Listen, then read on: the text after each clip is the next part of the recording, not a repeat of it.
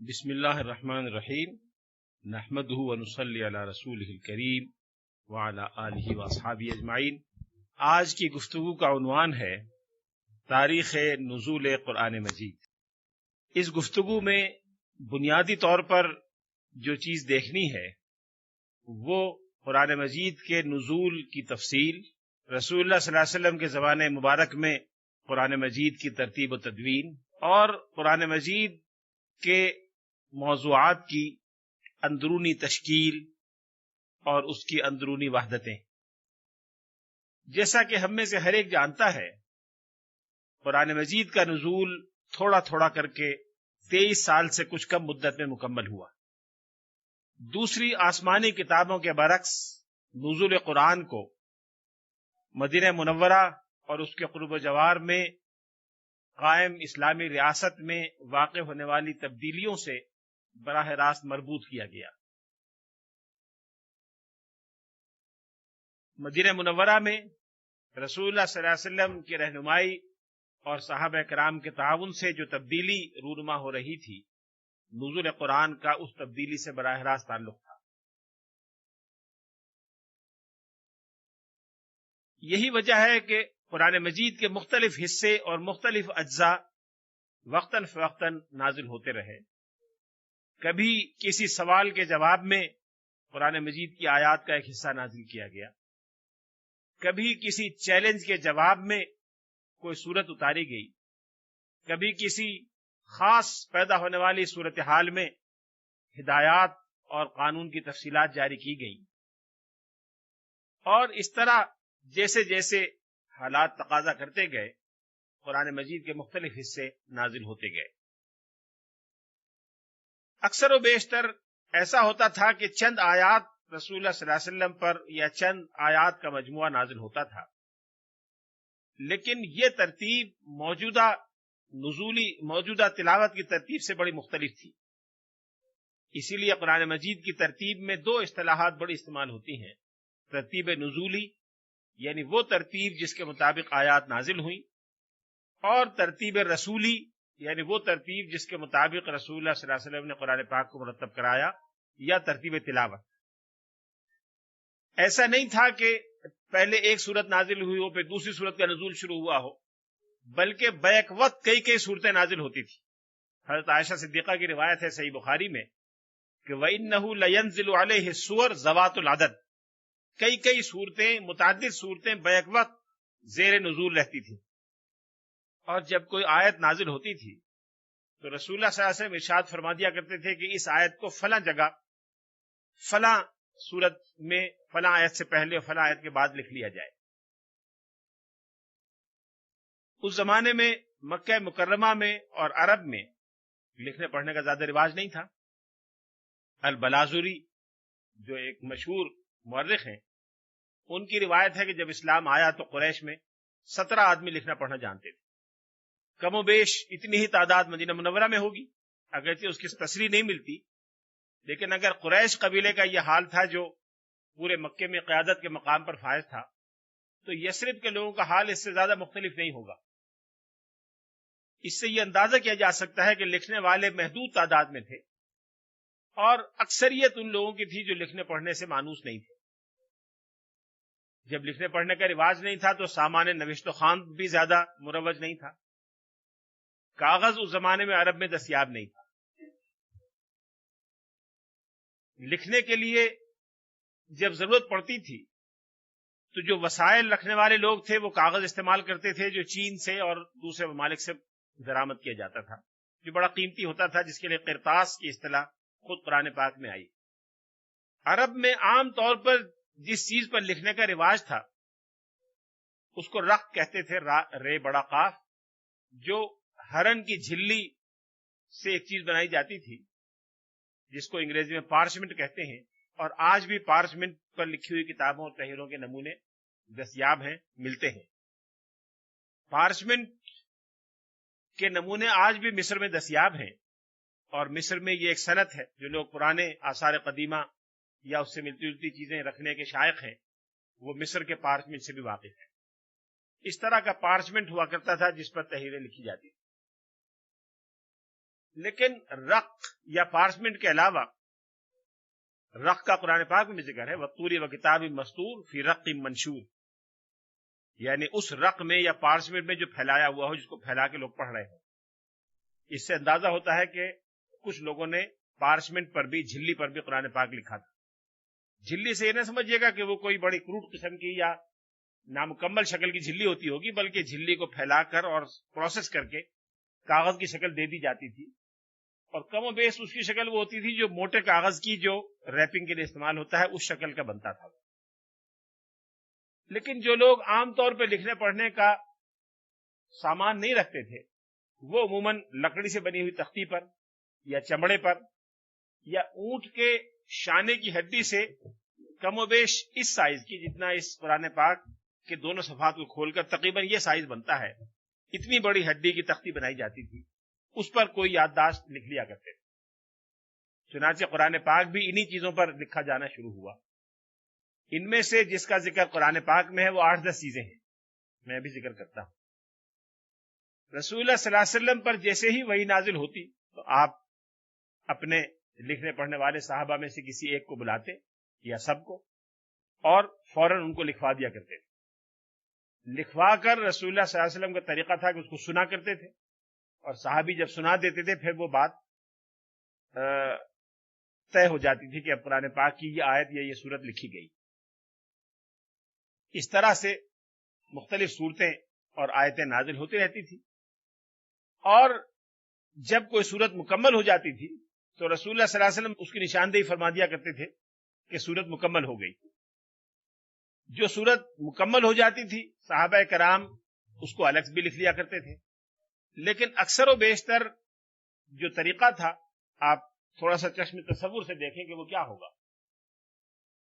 وہ یہ ہوگا کہ مختلف صحابہ کرام کے پاس اپنے اپنے ذخائر قرآن پاک کے لکھے ہوئے موجود ہیں، جن میں سے مثلاً پہلی 5 آیات اقرأ باسمک الذی خلق، یہ ایک تختی پر لکھی ہوئی ایک صحابی کے پاس ہے۔ بقیہ آیات جو کلا ان الانسان لیطغی اور اس کے بعد کی ہیں، یہ ایک اور حصے پہ لکھی ہوئی ہیں۔ ظاہر ہے یہ پہلی 5 آیات شروع میں نازل ہوئی، دوسری جو بقیہ حصہ سورت کا ہے وہ بعد میں کبھی نازل ہوا، ایک حصے پہ وہ لکھا ہوا ہے، ایک حصے پہ وہ لکھا ہوا ہے، دونوں صحابی کے پاس محفوظ ہیں۔ اسی طرح سے جب سورہ مدثر کی ابتدائی آیات نازل ہوئی، پہلی 5-6 آیات، ان کو ایک الگ حصے پر لکھ لیا گیا، بقیہ آیات کو الگ لکھ لیا گیا۔ اس طرح سے یہ سارا ذخیرہ صحابہ کرام کے پاس جمع ہوتا گیا۔ رسول اللہ صلی اللہ علیہ وسلم نے پہلے دن سے اس کا اہتمام فرمایا کہ قرآن مجید کے جو حصے نازل ہوتے جائیں صحابہ کرام ان کو زبانی یاد کرتے جائیں۔ چنانچہ نماز کا حکم پہلے دن سے دے دیا گیا تھا، اور ابتدائے اسلام ہی سے کوئی دن ایسا نہیں گزرا کہ نماز مسلمانوں پر فرض نہ ہو۔ معراج کے سفر میں جب 5 نمازیں فرض ہوئیں، اس سے پہلے سے مسلمان نماز پڑھتے چلے آ رہے تھے۔ بعض روایات سے پتہ چلتا ہے کہ 2 وقت کی نماز فرض تھی، اور غالباً 2 رکعت، ایک فجر کی اور ایک شام کے کسی وقت، عصر یا مغرب کی۔ اس لیے ہر نئے مسلمان ہونے والے صحابی قرآن مجید کو یاد کرنا شروع کر دیا گیا۔ عربوں کا حافظہ اللہ تعالیٰ نے غیر معمولی بنایا تھا، اور یہ صرف عربوں کی بات نہیں ہے، بلکہ بہت سی دیگر اقوام بھی ماضی میں ایسی رہی ہیں جن کے یہاں مختلف چیزوں کو زبانی یاد کرنے کی ایک روایت موجود تھی، اور اس روایت کی وجہ سے لوگوں کے حافظے تیز ہو گئے تھے۔ اللہ نے انسانوں کو ایسا بنایا ہے کہ جس صلاحیت سے زیادہ کام لیتا ہے، وہ صلاحیت اتنی غیر معمولی ترقی کر جاتی ہے کہ دوسرے انسانوں کو حیرت ہوتی۔ آج کل ہمارے یہاں یونیورسٹی میں چینی طلباء کا ایک وفد آیا ہوا ہے، اس میں ایک چھوٹا بچہ جس کی عمر 8 سال ہے، وہ یہ جو ان کے یہاں جوڈو کراٹے اور اس سے ملتے جلتے فنون ہیں، ان کا ابھی سے بڑا ماہر ہے۔ رات اس نے ایک تجربہ دکھایا، اسلام آباد ہوٹل میں نے دیکھا کہ لوہے کی 2 بڑی سلاخیں جو چپٹی اس شکل کی، جیسے چھت میں پرانے گاؤں میں جس سائز کا گارٹر پڑتا ہے جس پہ چھت ڈالی جاتی ہے، وہ 2 سلاخیں اس نے سب کو دکھائی۔ اس کے بعد اس نے اپنا کرتب شروع کیا، اور سلاخ اپنے سر پر اس طرح ماری کہ اس کے 2 ٹکڑے ہو گئے۔ یہ میں نے دیکھا، کل رات کی بات ہے، ابھی بھی یونیورسٹی میں ٹھہرا ہوا ہے۔ اس سے صرف یہ پتہ چلتا ہے کہ اللہ تعالیٰ نے انسان کو لامتناہی صلاحیتوں سے نوازا ہے، اور جس صلاحیت کو وہ ترقی دینا چاہے وہ اس کو ایسی حدود تک لے جا سکتا ہے جو عام انسانوں کے لیے ناقابل تصور۔ عربوں میں حافظہ غیر معمولی طور پر پایا جاتا تھا، اور لوگوں کو سینکڑوں اور ہزاروں اشعار جاہلی شعراء کے یاد ہوتے تھے۔ اس کی تفصیلات میں جانے کا موقع نہیں، محدثین نے جس طرح سے احادیث کو یاد کیا اور بیان کیا، اس کی تفصیلات کے لیے کسی اور موقع کا انتظار کرنا پڑے گا، لیکن صحابہ کرام نے تیزی کے ساتھ اس حافظے سے کام لیا اور قرآن پاک کی آیات کو یاد کرنا شروع کر دیا۔ کم و بیش جتنے صحابہ کرام تھے وہ سب کے سب قرآن مجید کے حافظ بھی تھے۔ جو رسول اللہ صلی اللہ علیہ وسلم سے جتنا قریب تھا اور جس کو بارگاہ رسالت میں حاضری کے جتنے مواقع ملتے تھے، اتنا زیادہ قرآن پاک اس کو یاد تھا۔ سب صحابہ کرام کو پورا قرآن پاک یاد ہونا اس لیے مشکل تھا کہ صحابہ کرام سفر پر بھی آتے جاتے رہتے تھے، بعض اوقات کسی مصروفیت میں ہوتے تھے، بعض اوقات رسول اللہ صلی اللہ علیہ وسلم پر مدینہ منورہ سے باہر تشریف لے جانے کے دوران وحی نازل ہوئی جو مدینہ منورہ میں رہنے والے صحابہ کو فوراً معلوم نہیں ہو سکی۔ اس لیے سب صحابہ کو پورا قرآن پاک یاد نہیں تھا، لیکن ایسی تعداد ہزاروں میں تھی جنہیں پورا قرآن پاک زبانی یاد تھا اور ان کے پاس لکھا ہوا پورا ذخیرہ موجود تھا۔ لیکن رسول اللہ صلی اللہ علیہ وسلم نے صرف زبانی یاد کرانے پر اور ایک دو نسخے لکھوانے پر اکتفا نہیں فرمایا، بلکہ اس بات کا بھی اہتمام کیا کہ مکہ مکرمہ کے ان نازک حالات میں جب مسلمانوں پر سختیاں اپنی انتہا تک پہنچی ہوئی تھی، قرآن مجید کو گھر گھر پہنچانے کا بندوبست فرمایا۔ جب آپ دار ارقم میں تشریف فرما تھے، جب سیدنا عمر فاروق رضی اللہ تعالیٰ عنہ دار ارقم پہنچے تھے کسی اور ارادے سے، لیکن اس سے پہلے اپنی ہمشیرہ کے گھر تشریف لے گئے، تو وہاں کیا ہو رہا تھا واقعہ آپ سب کے علم میں ہے کہ وہاں حضرت خباب بن الارت دوپہر کے وقت حضرت عمر فاروق کی بہن اور بہنوئی کے یہاں موجود تھے اور ان کو سورہ طٰہٰ کی ابتدائی آیات پڑھا رہے تھے جو ایک کاغذ پر لکھی ہوئی۔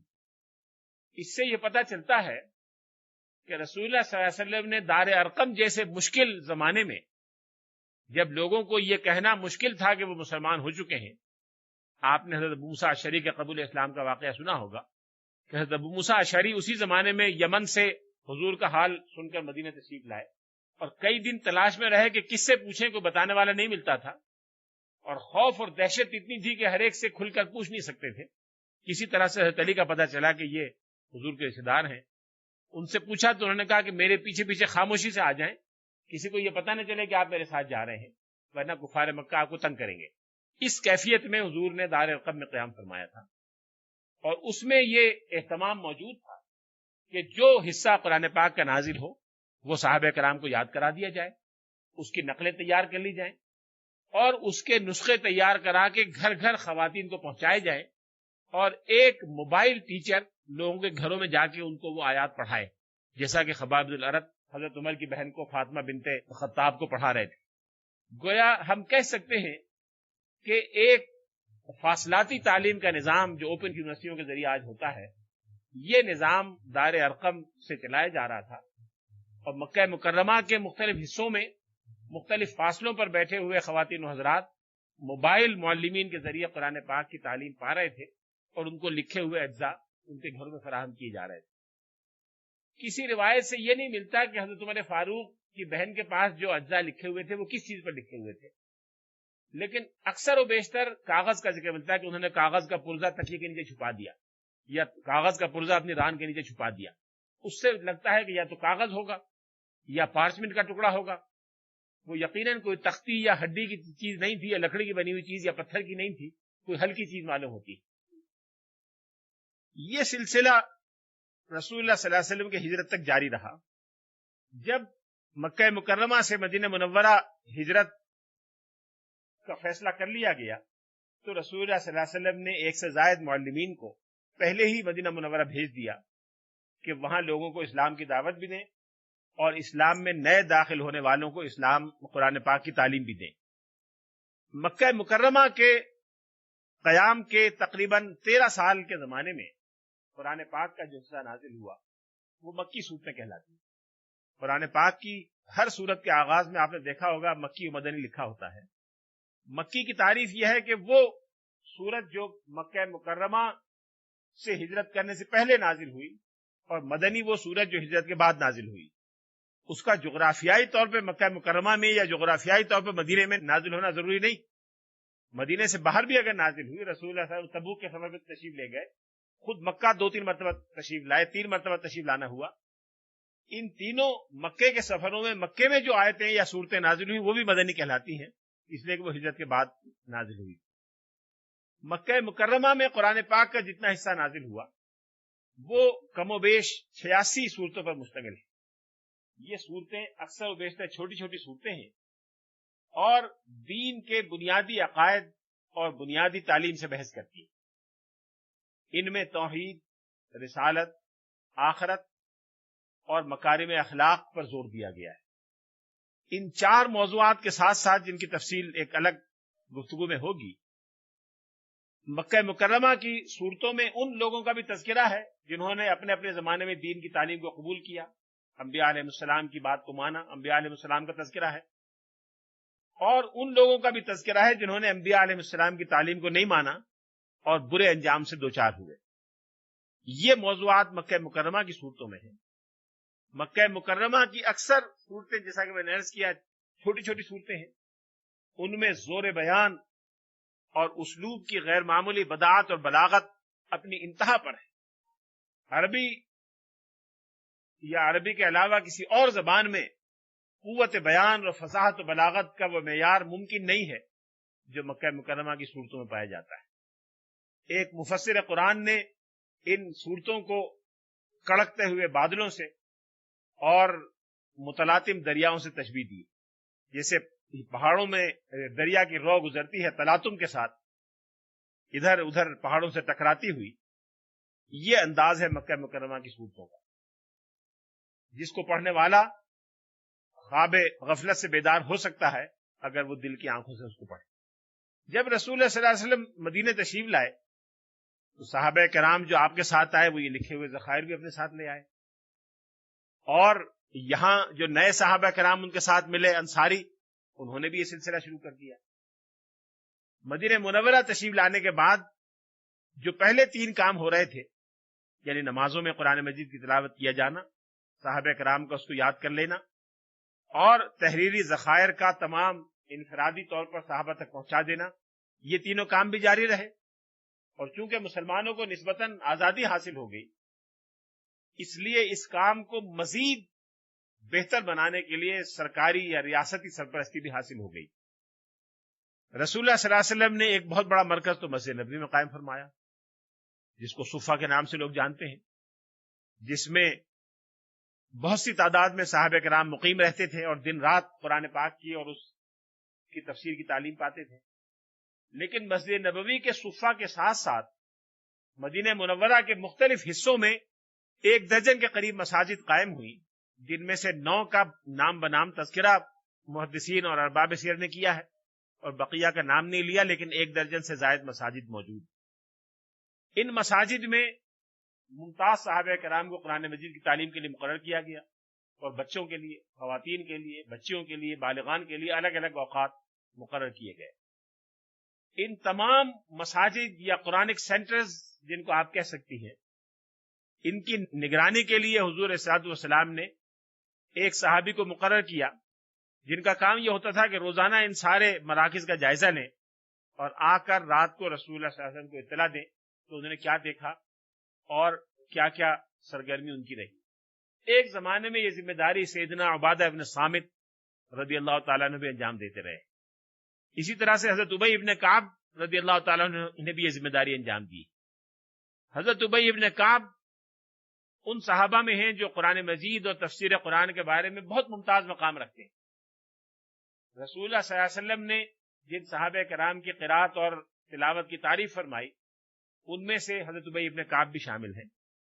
اور ایک مشہور روایت ہے جس میں مختلف صحابہ کے خصائص آپ نے بیان فرمائے. اس میں آپ نے فرمایا کہ وَأَقْرَأُهُمْ ابی، اور سب سے بڑے قاری یا قرات قرآن کا سب سے بڑا رکھنے والے ابی ابن کعب. اس سلسلہ یا اس نیٹ ورک کے ساتھ ساتھ رسول اللہ صلی اللہ علیہ وسلم نے ایک اور انتظام بھی فرمایا. جو ہر سال رمضان کے مہینے میں ہوا کرتا تھا۔ رمضان کے مہینے میں رسول اللہ صلی اللہ علیہ وسلم کا ایک دور حضرت جبریل کے ساتھ ہوا کرتا تھا، جس کو عرضہ کے لفظ سے حدیث میں بیان کیا گیا ہے۔ عرضہ یا معارضہ دونوں لفظ آئے۔ رسول اللہ صلی اللہ علیہ وسلم قرآن مجید کا جو حصہ اس وقت تک نازل ہوا ہوتا تھا وہ سناتے تھے، جبریل امین سنتے تھے۔ جبریل امین سنایا کرتے تھے، رسول اللہ صلی اللہ علیہ وسلم سنتے تھے۔ یہ دور تو جبریل کے ساتھ ہوتا تھا، اور پھر دوسرے دور کا حصہ صحابہ کرام کے ساتھ ہوتا تھا۔ رسول اللہ صلی اللہ علیہ وسلم تلاوت فرماتے تھے اور صحابہ کرام جمع ہو کر سنتے تھے پوری تلاوت، تاکہ ہر شخص اپنی یادداشت کو ٹھیک کر لے اور اپڈیٹ کر لے۔ پھر صحابہ کرام کے پاس جو لکھے ہوئے اجزاء یا نسخے ہوتے تھے وہ لا کر پیش کیا کرتے تھے، رسول اللہ صلی اللہ علیہ وسلم سماعت فرماتے تھے، اور اگر کہیں لکھنے میں کوئی غلطی یا کوئی بھول چوک ہو گئی اس کی اصلاح فرما دیا کرتے تھے۔ تو گویا ایک تصدیق شدہ، ایک سرکاری طور پر اتھینٹیکیٹڈ نسخہ ہر صحابی کے پاس موجود ہوتا تھا، جس میں قرآن پاک کی مختلف آیات اور اجزاء لکھے ہوتے تھے۔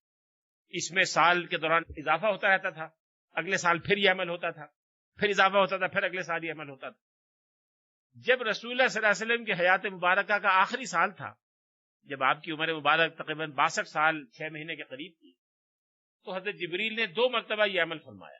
یہ دور 2 مرتبہ ہوا، تو آپ نے اس کا تذکرہ بعض صحابہ کرام سے کیا اور کہا کہ ہر سال جبریل کے ساتھ میرا ایک دور ہوتا تھا، ایک عرضہ ہوتا تھا، اس مرتبہ 2 عرضے ہوئے ہیں، غالباً یہ میرا آخری سال ہے اور اگلا رمضان شاید میں موجود نہیں ہوں گا۔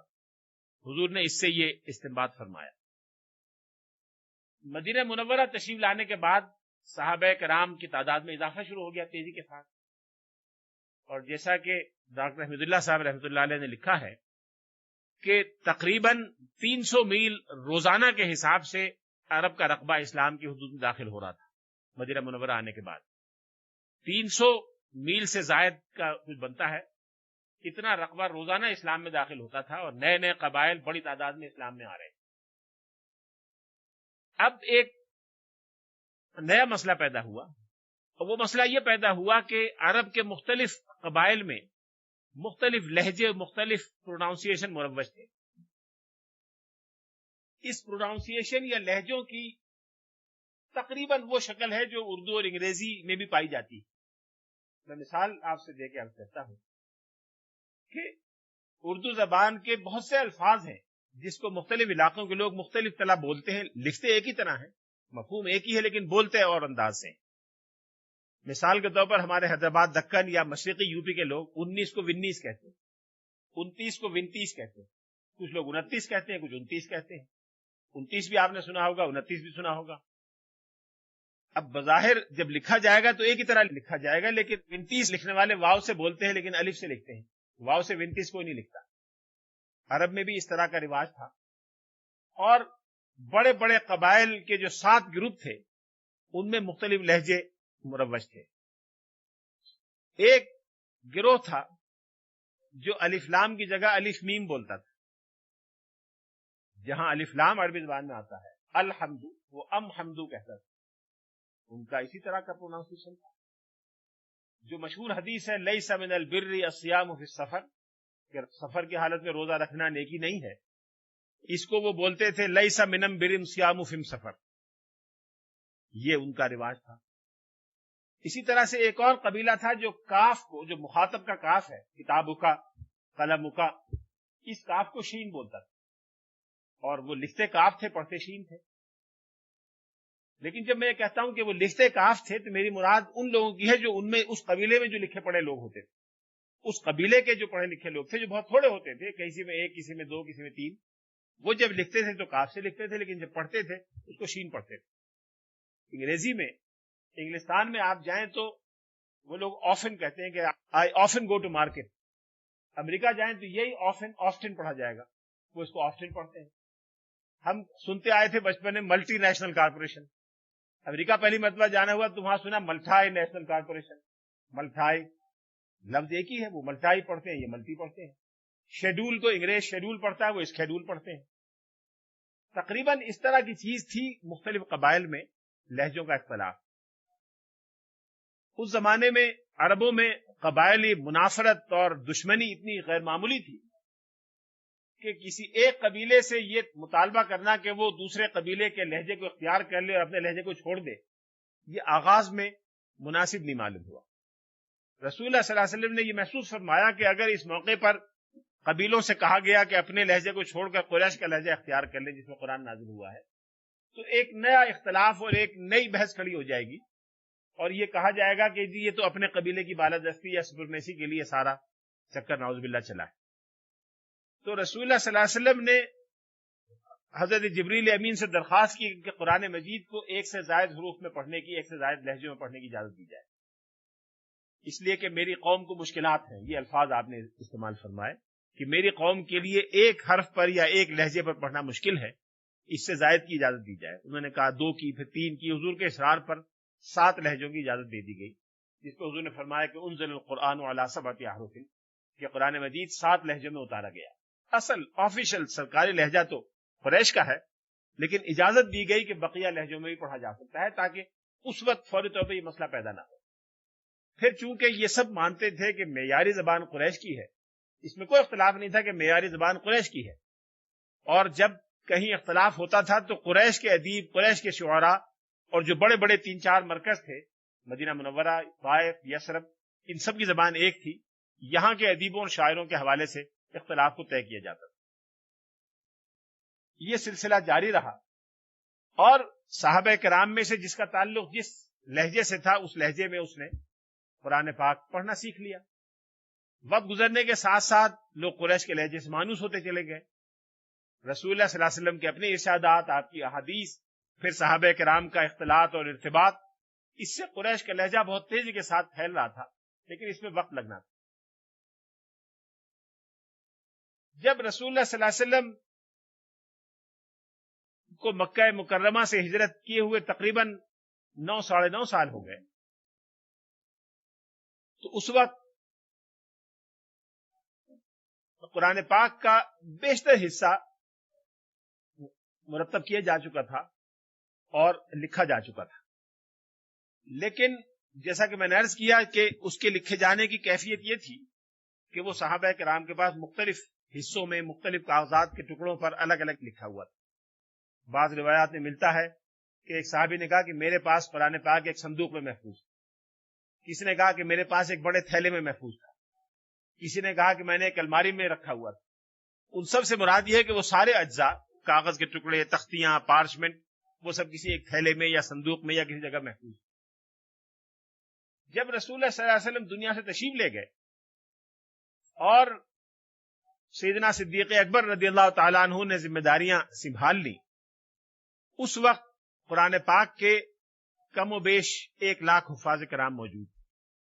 1,00,000 حضرات وہ تھے جن کے پاس پورا قرآن پاک محفوظ تھا، ان کا زبانی یاد تھا، اور ایسے صحابہ کرام تو کئی لاکھ کی تعداد میں تھے جن کے پاس قرآن پاک کے بیشتر اجزاء لکھے ہوئے موجود تھے۔ اس پر پھر آگے کل کی گفتگو میں اس موضوع کو آگے بڑھائیں گے۔ جب رسول اللہ صلی اللہ علیہ وسلم دنیا سے تشریف لے گئے، اس وقت صحابہ کرام کو پتہ چلا کہ اب قرآن پاک مکمل ہو گیا ہے۔ رسول اللہ صلی اللہ علیہ وسلم نے کسی موقع پہ یہ نہیں فرمایا کہ اب قرآن پاک مکمل ہو گیا، لہٰذا اب اس کو لکھنے کی ضرورت نہیں، اس لیے کہ اس کے معنی یہ ہوتے کہ رسول اللہ صلی اللہ علیہ وسلم لوگوں کو یہ بتا دیتے کہ اب میرا کیریئر پورا ہو گیا ہے اور میں اب اس دنیا سے جانے والا ہوں۔ یہ بات شاید اللہ کی مشیت اور حکمت کے خلاف ہوتی، اس لیے رسول اللہ صلی اللہ علیہ وسلم نے ایسا بیان فرمانے سے اعتراض فرمایا۔ رسول اللہ صلی اللہ علیہ وسلم صحابہ کرام کو قرآن مجید دے کر تشریف لے گئے۔ قرآن مجید کی موجودہ ترتیب جیسا کہ میں نے عرض کیا رسول اللہ صلی اللہ علیہ وسلم کی بیان کی ہوئی ہے، حضور ہی نے اس کو مرتب فرمایا۔ آیات کی ترتیب بھی حضور کی بیان کی ہوئی ہے۔ قرآن مجید میں ایک بنیادی ترتیب ہے جو حضور نے قائم فرمائی تھی، اور وہ سورتوں کی ترتیب۔ قرآن پاک کی 114 سورتیں اور ان کے نام یہ رسول اللہ صلی اللہ علیہ وسلم کے مقرر کیے ہوئے ہیں۔ سورتوں کے ناموں کے بارے میں یہ بات یاد رکھنی چاہیے کہ سورتوں کا نام ان کے موضوع سے کوئی تعلق نہیں رکھتا۔ یہ سمجھنا کہ کسی سورت کا جو نام ہے وہ سورت کا موضوع بھی ہے، یہ درست نہیں ہے۔ مثال کے طور پر سورہ بقرہ ہے، سورہ بقرہ محض نام ہے، یعنی وہ سورت جس میں بقرہ کا ذکر ہے، یہ صرف پہچان کے لیے ہے. اس کے یہ معنی نہیں ہے کہ اس میں بقرہ کے مباحث ہیں، یا سورہ عنکبوت کے یہ معنی نہیں کہ اس میں مکڑی کے بارے میں کوئی بتایا گیا. اس میں لفظ آیا ہے عنکبوت، اور چونکہ ایک منفرد سا لفظ ہے، مکڑی کا ذکر ایک منفرد سا واقعہ ہے، اس لیے یاد کرنے میں آسانی ہے، لوگوں کو جلدی یاد ہو جائے گا کہ وہ سورج جس میں عنکبوت کا ذکر ہے. اس لیے ان الفاظ کو جو نام کے طور پر اختیار کیا گیا، یہ صرف پہچان کے لیے اختیار کیا گیا ہے. اس کا قرآن پاک کی ان آیات کے موضوع سے کوئی تعلق نہیں. جیسا کہ میں نے عرض کیا کہ مختلف آیات اور ٹکڑے نازل ہوتے رہتے تھے، لیکن بعض صورتیں ایسی ہیں جو پوری کی پوری بیک وقت بھی نازل ہوئی، اور بعض صورتیں خاص اہتمام کے ساتھ نازل کی گئیں تاکہ یہ بتایا جائے کہ ان صورتوں کو خود قرآن پاک میں ایک نہایت نمایاں اور منفرد مقام حاصل ہے. ویسے تو پوری کتاب الہی نمایاں مقام رکھتی ہے، منفرد ترین مقام رکھتی ہے، لیکن خود کتاب الہی کے بارے میں کتاب الہی کے بھیجنے والے نے اگر یہ کہا ہو کہ یہ صورت منفرد نوعیت کی ہے تو اندازہ ہو سکتا ہے کہ اس صورت کی کیا کیفیت ہوگی.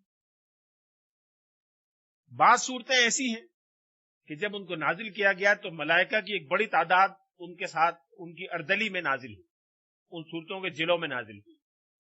ویسے تو روایات میں آتا ہے کہ جب جبریل امین نازل ہوتے تھے تو کئی فرشتے ان کے ساتھ ہوتے تھے، قرآن پاک کے اس پیغام کا احترام کرنے کے لیے، تو یا قرآن پاک کی عظمت کا اظہار کرنے کے لیے فرشتے نازل ہوتے تھے. صرف جبریل امین کو بھیجنے پر اکتفا نہیں فرمایا گیا. لیکن کچھ صورتیں ہیں جن کے ساتھ بڑی تعداد میں فرشتے اتارے گئے. سورہ فاتحہ جس کا نزول 1 سے زائد بار ہوا ہے، اور اس کے ساتھ جب پہلی مرتبہ نازل ہوئی تو 80,000 فرشتے اتارے گئے. سورہ فاتحہ نبوت کے آغاز میں بھی نازل ہوئی، اس لیے کہ نماز پہلے دن سے فرض تھی، اور سورہ فاتحہ نماز کا ایک لازمی حصہ ہے. لا صلاۃ الا بفاتحۃ الکتاب، سورہ فاتحہ کے بغیر نماز نامکمل ہے، اس لیے پہلے دن سے فاتحہ بھی نازل کی گئی. پھر مکہ مکرمہ میں ایک مرتبہ اور نازل ہوئی، مدینہ منورہ میں ایک بار اور نازل ہوئی. یہ تعدد نزول مختلف آیات اور صورتوں کی عظمت کو بیان کرنے کے لیے ہے کہ یہ صورت اس شان کی ہے کہ بار بار اس کو اس اہتمام سے نازل کیا جائے کہ ہزاروں فرشتے اس کے ساتھ نازل ہوں. بڑی صورتوں میں سورہ انعام ہے جو پوری کی پوری بیک وقت نازل ہوئی. باقی بیک وقت نازل ہونے والی اکثر صورتیں چھوٹی ہیں، لیکن یہ پوری بڑی صورت بیک وقت نازل ہوئی اور 70,000 فرشتوں کے دلوں میں نازل ہوئی. دوسری بڑی صورت جو بیک وقت نازل ہوئی وہ سورہ کہف ہے، جو کفار مکہ کے ایک سوال کے جواب میں نازل ہوئی.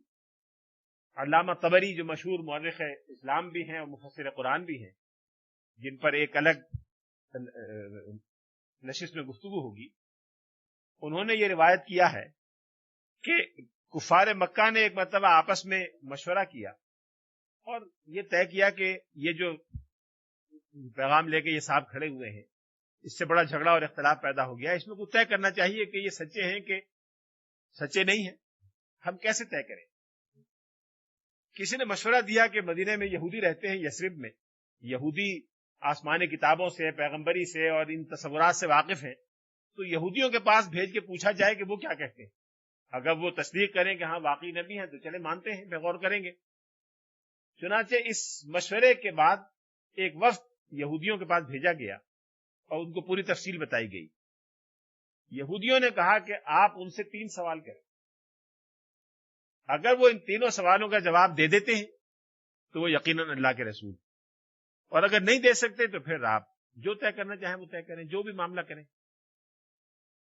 ایک تو انہوں نے کہا یہ سوال کریں کہ یہ 7 آدمی جو غار میں جا کے سو گئے تھے اور کئی 100 سال کے بعد زندہ ہوئے تھے، یہ کون تھے، ان کا قصہ کیا تھا. دوسرے یہ سوال کریں کہ حضرت موسیٰ علیہ السلام کو ایک جلیل القدر پیغمبر کو اللہ نے ایک سفر پر بھیجا تھا کسی سے سیکھنے کے لیے، وہ کیا واقعہ تھا. اور تیسرا وہ کون سا بادشاہ تھا جو روئے زمین کے مشرق و مغرب کو جس نے فتح کر لیا تھا. اور بعض روایات میں ہے کہ انہوں نے کہا کہ یہ پوچھیں کہ روح کیا چیز ہوتی ہے.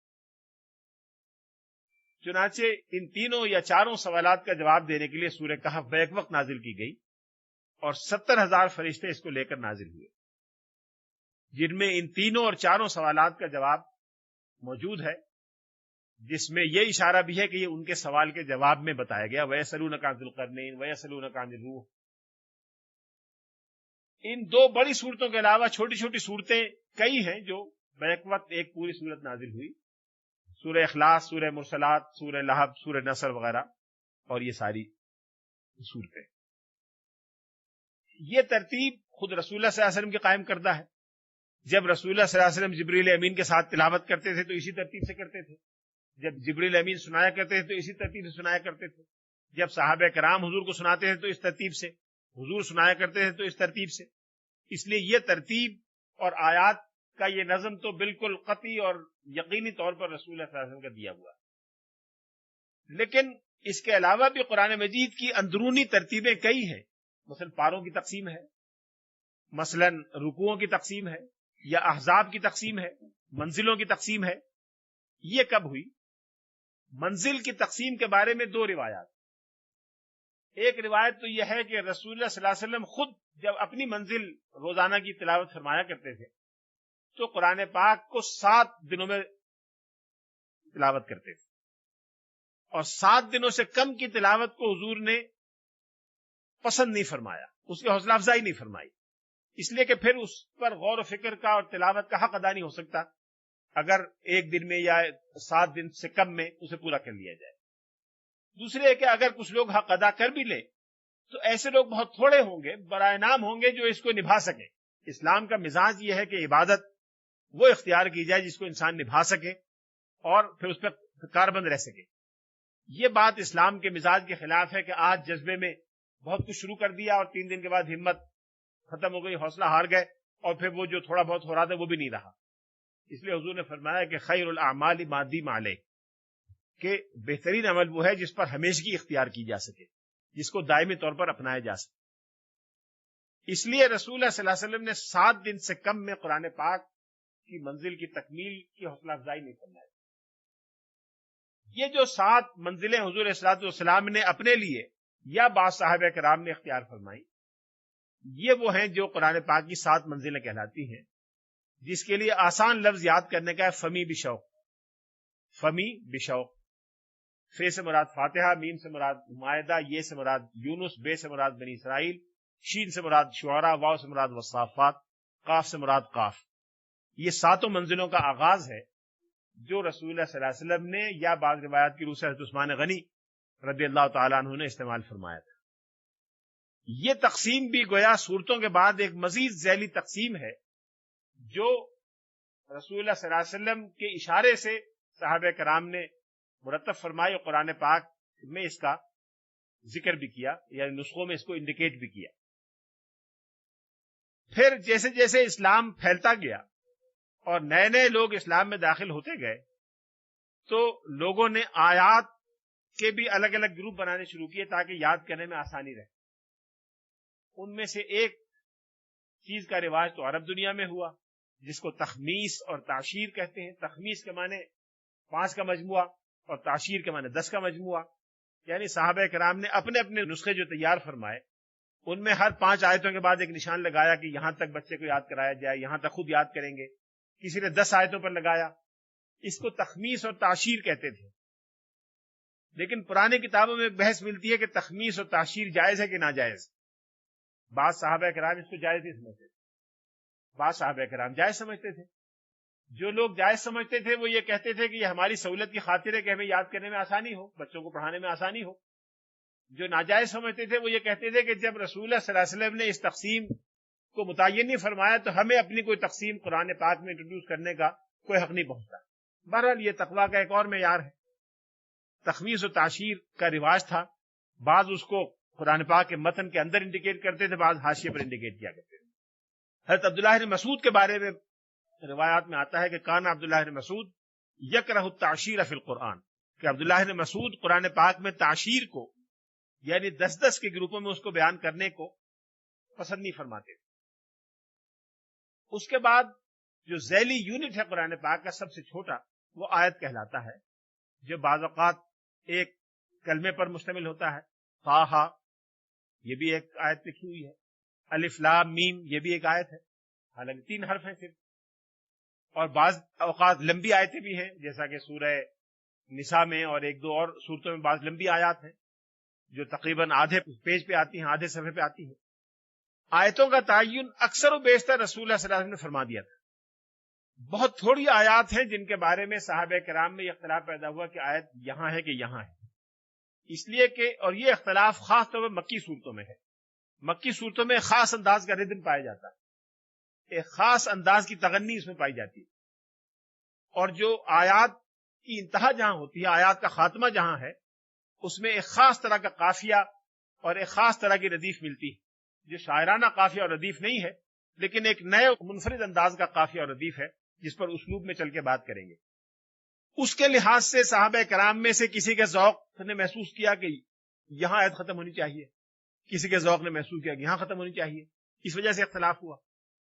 بعض اوقات ایسا ہوا کہ رسول اللہ صلی اللہ علیہ وسلم نے کسی نماز میں یا کسی میں تلاوت کرتے ہوئے وہاں وقف نہیں فرمایا. ہر آیت پہ وقف کرنا ضروری نہیں ہے, وقف نہیں فرمایا, مسلسل تلاوت فرما دی. سننے والے صحابی نے یاد کر لیا کہ یہاں وقف نہیں فرمایا تو انہوں نے سمجھا کہ یہ آیت نہیں ہے. بعض جگہ حضور نے ایک جگہ وقف فرمایا, وہاں آیت نہیں تھی لیکن سانس روک لیا کسی وجہ سے, یا پہلے سے ملا کے پڑھتے چلے آ رہے تھے, یہاں کی سانس پورا ہو گیا تو وہ صحابی سمجھے کہ یہاں آیت پوری ہو گئی. اس وجہ سے کہیں کہیں اختلاف پایا جاتا ہے. اسی لیے آیات کی تعداد میں 2-3 مختلف اعداد ملتے ہیں. 6116, کہیں لکھا ہے 6600, کہیں لکھا ہے 6666. عام طور پر لوگوں نے 6666 کا عدد بیان کیا ہے. آگے بڑھنے سے پہلے یہ دیکھ لیں کہ آیت اور سورت کے معنی کیا ہیں. آیت کے عربی زبان میں 2 معنی آتے ہیں. ایک معنی تو نشانی کے ہیں, کسی چیز کی نشانی. قرآن پاک میں معجزے کے لیے بھی آیت کا لفظ آیا ہے, لولا انزل علیہ آیات من ربی, کہ ان کے پروردگار کی طرف سے ان پر معجزات یا نشانیاں کیوں نازل نہیں کی گئیں. یہاں آیات کا لفظ معجزات کے لیے آیا ہے. وَلَقَدْ آتَيْنَا مُوسَىٰ 9 آیات بَيِّنَاتٍ, ہم نے موسیٰ کو 9 واضح نشانیاں دی. یہاں آیات کا لفظ معجزات کے لیے آیا ہے. لیکن آیت کا ایک اور مفہوم بھی لغت میں ہو سکتا ہے, اور وہ ہے جہاں آپ رات گزاریں. ڈارمیٹری جسے کہتے ہیں انگریزی میں, رات گزارنے کی جگہ مبیت. آوا یووی کے معنی پناہ دینا, اور اوا یاوی کے معنی پناہ لینا. جب آدمی اپنے بستر پر لیٹتا ہے انسان, تو اس کے لیے عربی زبان میں آتا ہے آوا الی فراشی, اپنے بستر پر جا کر ٹھکانہ لے لیا. تو وہ جگہ جہاں رات کو آدمی آرام کرے اور اپنا ٹھکانہ پکڑے, اس کو بھی آیت لغت میں کہا جا سکتا ہے. سورت کے لفظ کے بھی 2 معنی ہیں. ایک سورت کے لفظی معنی ہے رفعت اور بلندی. گویا قرآن پاک کی ہر سورت اس اعتبار سے ایک منفرد قسم کی رفعت اور بلندی کی نشاندہی کرتی ہے, جس سے معنی اور مطالب کی بلندی, کلام کی بلندی, پیغام کی رفعت, یہ ساری چیزیں ہر آیت سے, ہر سورت سے نمایاں ہیں. اس لیے ہر سورت کو سورت کہا گیا. سورت کے ایک دوسرے معنی شہر پناہ کے بھی ہیں. شہر کے چاروں طرف پرانے زمانے وال سٹی ہوا کرتے تھے, شہر کے چاروں طرف دیوار ہوتی تھی, اس کو سور کہتے تھے. اور اس حصے کو, جو اس علاقے کو جو اس شہر پناہ کے بیچ میں واقع ہو, اس کو سورت کہا جاتا تھا. اس لیے سورہ کے معنی اس شہر کے بھی ہو سکتے ہیں جس کو چاروں طرف سے مضبوط دیوار نے گھیرا ہوا ہو. اگر یہ معنی سورت کے لیے جائیں تو آیت کے وہ معنی بڑے برمحل ہوتے ہیں جس میں بستر یا ٹھکانہ یا ڈارمیٹری کے معنی بنتے ہیں. شہر میں بہت سی ڈارمیٹریز ہوتی ہیں, گھر ہوتے ہیں. گھر میں جو خاص اہتمام کی چیز ہوتی ہے وہ آدمی کی آرام گاہ ہوتی ہے, خوابگاہ ہوتی ہے جہاں وہ سوتا ہے. گویا ایک نسبت دونوں میں پائی جاتی ہے. اس سے یہ بھی ظاہر کرنا مقصود ہے کہ جس طرح ایک شہر ایک مستقل بذات یونٹ ہوتا ہے انسانوں کی رہائش و مجموعے کا, اسی طرح سے ایک سورت بھی ایک انڈیپینڈنٹ یونٹ ہے. قرآن پاک کے پیغام اور رہنمائی کو مکمل طور پر فراہم کرنے کے لیے ہر سورت ایک مستقل بذات مضمون. یہی وجہ ہے, ہم آگے چل کے دیکھیں گے تفصیل سے, کہ قرآن پاک نے جب چیلنج دیا کفار مکہ کو, کفار مکہ کے ذریعے اور لوگوں کو, تو پہلے کہا گیا کہ اس جیسا ایک کلام بنا کے لے آؤ, اس جیسی کتاب لاؤ. پھر کہا گیا اچھا اس جیسا کلام لاؤ. پھر کہا گیا اچھا اس جیسی 10 صورتیں لاؤ. پھر اخیر میں کہا گیا اچھا اس جیسی ایک صورت لے آؤ. گویا ایک صورت بھی اپنی جگہ معجزہ ہے اور اسی طرح نمایاں مقام رکھتی ہے جیسے پورا قرآن پاک رکھتا ہے.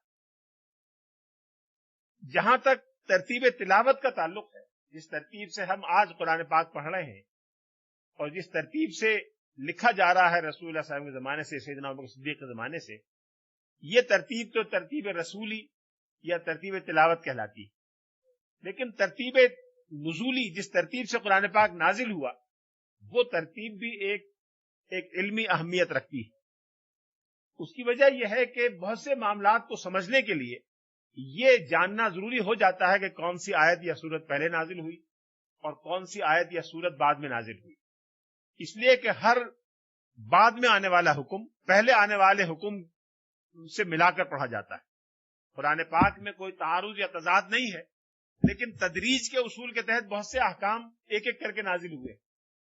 پہلے ایک جنرل ہدایت دی گئی، عمومی ہدایت دی گئی، پھر اس میں مزید تخصیص کی گئی، پھر مزید تخصیص کی گئی، اور ان تینوں کو ایک ساتھ ملا کے پڑھا جائے گا تو پوری بات مکمل ہوگی۔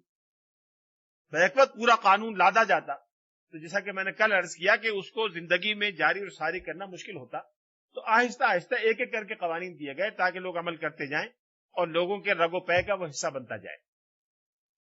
اس لیے جو احکام تھوڑے تھوڑے کر کے نازل ہوئے یا عقائد کی تفصیلات تھوڑی تھوڑی نازل ہوئی، لوگوں کو پہلے دن سے متکلم تو نہیں بنانا مقصود تھا، پہلے توحید کی بنیادی باتیں بتائی گئیں، پھر مزید تفصیلات دی گئیں، پھر مزید دی گئی، اور آخر میں توحید کے بارے میں جو اللہ تعالیٰ بتانا چاہتا تھا وہ سارا بتا دیا گیا۔ اس لیے ان سب کو ایک دوسرے سے ملا کے پڑھنا چاہیے، اور اس میں بعض اوقات یہ جاننا ضروری ہو جاتا ہے کہ کون سی آیت یا سورت پہلے نازل ہوئی اور کون سی آیت یا سورت بعد میں نازل ہوئی۔ اس ترتیب کو ترتیب نزولی کہتے ہیں، اور صحابہ کرام میں سے کئی حضرات نے اس کے بارے میں معلومات جمع کی، فراہم کی اور لوگوں تک پہنچائیں۔ دو صحابی اس میں سب سے نمایاں ہیں، سیدنا علی بن ابی طالب اور سیدنا عبداللہ بن مسعود رضی اللہ تعالیٰ عنہ۔ سیدنا عبداللہ بن مسعود نے ایک مرتبہ فرمایا، اور وہ صحابی ہیں، حضور نے ان کے بارے میں فرمایا کہ قرآن پڑھو تو ابن ام عبد کی قرات پر پڑھو، جس طرح وہ پڑھتے ہیں اس طرح پڑھا کرو۔ حضرت عمر فاروق نے ان کو کوفہ بھیجا اور پورے عراق کی رہنمائی ان کے سپرد کی، تو عراق کے لوگوں کو خط لکھا اور کہا کہ اے عراق کے لوگوں، میں ایک بڑی قربانی کر رہا ہوں، ایک ایسے آدمی کو تمہارے لیے بھیج رہا ہوں جس کی مجھے سب سے زیادہ ضرورت، اور میں اپنی ضرورت کو قربان کرتے ہوئے تمہارے فائدے کے لیے ان کو تمہارے پاس بھیج رہا ہوں، جو تمہیں قرآن پاک اور شریعت کی تعلیم دیں گے، وہ عبداللہ بن مسعود۔ عبداللہ بن مسعود نے یہ فرمایا کہ میں اللہ کی قسم میں یہ جانتا ہوں کہ قرآن مجید کی کوئی سورت کہاں نازل ہوئی، کب نازل ہوئی، کس کے بارے میں نازل ہوئی، کون سی آیت کب نازل ہوئی، کہاں نازل ہوئی، کس کیفیت میں نازل ہوئی، کن احکام کے ساتھ نازل ہوئی، اور خدا کی قسم اگر میں یہ جانتا کہ کوئی شخص مجھ سے زیادہ ان باتوں کا جاننے والا ہے تو میں سفر کر کے جاتا اور اس سے سیکھتا۔ اس درجے کے صحابی ہیں جنہوں نے یہ معلومات جمع کی۔ دوسرے سیدنا علی بن ابی طالب ہیں، جن کے بارے میں کچھ کہنے کی ضرورت نہیں کہ وہ کس درجے کے انسان ہیں۔ انہوں نے ایک مرتبہ کوفے میں اپنی زندگی کے آخری ایام میں یا مہینوں میں فرمایا کہ اے اہل کوفہ، مجھ سے پوچھ لو جو کچھ پوچھنا چاہتے ہو، اس لیے کہ بہت جلدی وہ دور آنے والا ہے کہ پوچھنے والے ہوں گے، جواب دینے والا کوئی نہیں۔ سلونی عما شئتم، جو پوچھنا چاہتے ہو پوچھ لو۔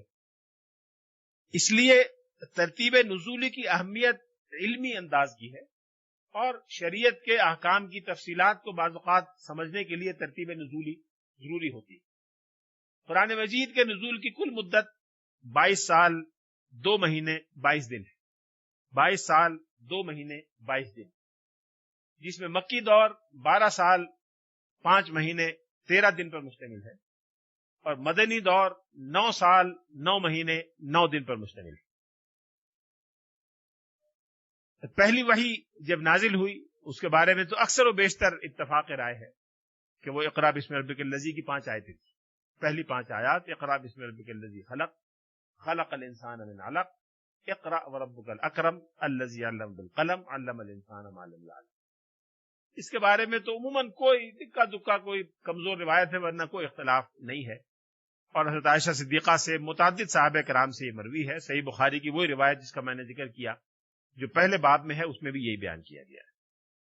پہلی وحی جب نازل ہوئی تو رسول اللہ صلی اللہ علیہ وسلم کی عمر مبارک قمری حساب سے 40 سال 6 مہینے 15 دن، 40 سال 6 مہینے 15 دن، اور شمسی حساب سے 39 سال 3 مہینے 16 دن تھی، 39 سال 3 مہینے 16 دن، اور بعض اہل علم نے حساب لگایا ہے، میں اس کے بارے میں کچھ نہیں کہہ سکتا، یہ میرا میدان نہیں ہے، لیکن جو فلکیات کے ماہرین ہیں انہوں نے حساب لگا کے بتایا ہے کہ جس رات وحی مبارک نازل ہوئی اس کے بعد آنے والا دن پیر کا دن تھا، اور صبح اندازہ ہم کر سکتے ہیں کہ 2-2:30 بجے کا وقت ہوگا بظاہر۔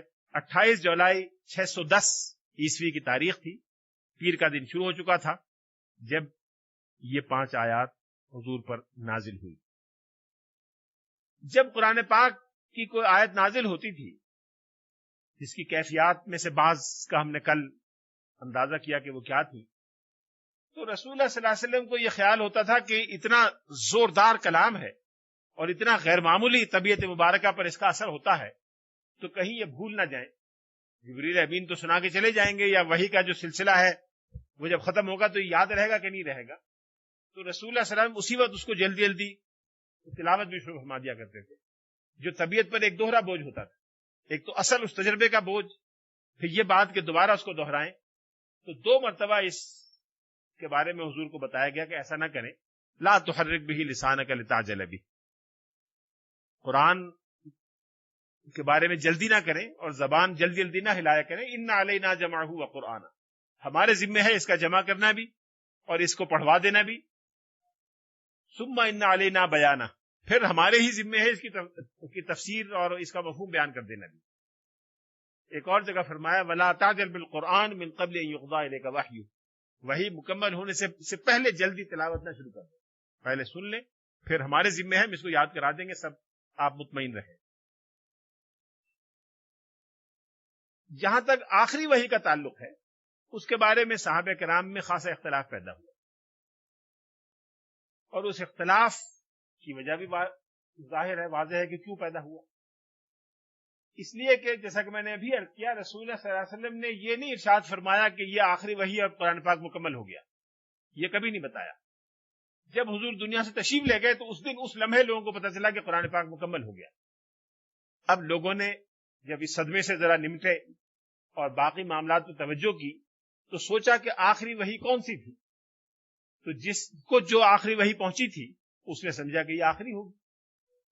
اس واقعے سے رسول اللہ صلی اللہ علیہ وسلم کے دنیا سے تشریف لے جانے سے تقریباً 86 روز قبل، غالباً 86 روز قبل، جب حضور حج کے موقع پر خطبہ حجۃ الوداع ارشاد فرما رہے تھے، اس وقت یہ آیات نازل ہوئی تھی، الیوم اکملت لکم دینکم واتممت علیکم نعمتی ورضیت لکم الاسلام دینا۔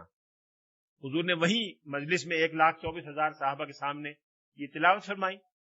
وہ 1,24,000 صحابہ سارے مدینہ منورہ کے نہیں تھے، عرب کے مختلف شہروں سے آئے تھے۔ انہوں نے آخری وحی جو حضور کی زبان مبارک سے سنی وہ یہ تھی، اس لیے ان میں سے جب جس چیز کو اطلاع ملی حضور کے تشریف لے جانے کی تو انہوں نے بیان کیا کہ آخری وحی یہ تھی، تو یہ بات بہت پھیل گئی کہ یہ آخری وحی ہے۔